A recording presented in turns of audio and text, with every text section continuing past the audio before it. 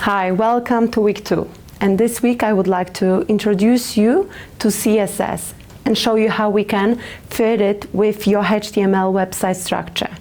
CSS stands for Cascading Style Sheet because it is a styling language which is used to modify the appearance of the content of web pages. HTML controls the structure of the web and has a set element for most things. CSS, on the other hand, is used for presentation and design, and there are many ways to do the same thing, which doesn't make things easier. By separating structure and presentation in this way, you can change how things look on your website by changing the CSS details. You don't have to change the underlying structure. There are a few ways to apply CSS to a file. First, you can apply the style from an external style sheet that ends in a .css extension. Next, you can apply styles in a style block directly inside a document. Or you can apply styles inline directly to an element within your HTML file using the style tag. We'll learn about it this week.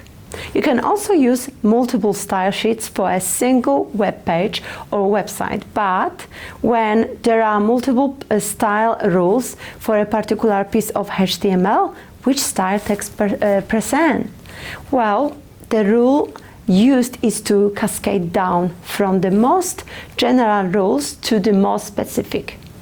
External style sheets tend to offer the broadest style rules. However, it's the inline styles in the most specific and with rule over other CSS styles. CSS also defines and allows authors to tailor styles based on how the content is being used. For instance, you can define a style for printing, for viewing it on a phone or on a tablet or desktop, or for other technologies.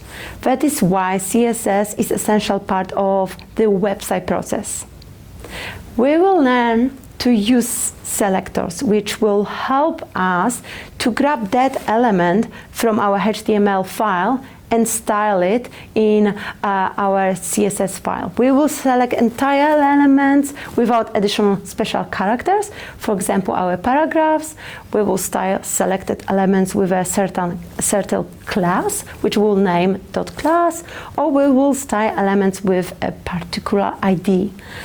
There are a couple of things to remember when you style your website.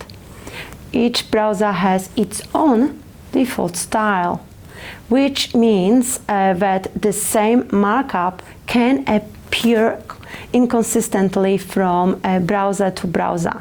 When you write CSS, one of the things you are actually doing is overwriting those default browser styles and replacing them with how you want the element to look. Moreover, users can override your styles anytime they want via most browser preferences.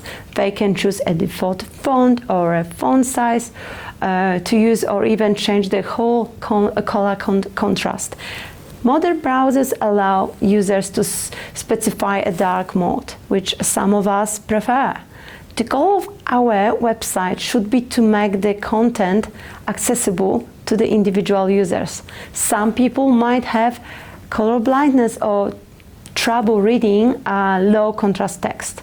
Others could be using screen readers or a translation tool, but doesn't care about the style you applied. So I hope that background will give you a nice start for our week 2. Enjoy styling your website.